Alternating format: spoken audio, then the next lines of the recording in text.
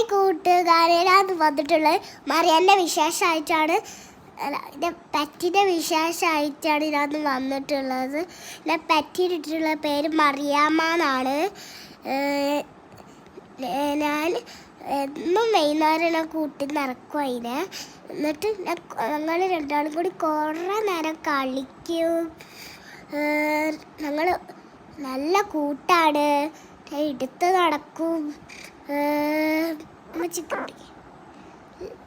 എല്ലാവർക്കും ഇഷ്ടപ്പെട്ടിട്ടുണ്ടെങ്കിൽ ലൈക്ക് ചെയ്യുക, ഷെയർ ചെയ്യുക, സബ്സ്ക്രൈബ് ചെയ്യുക. Bye bye.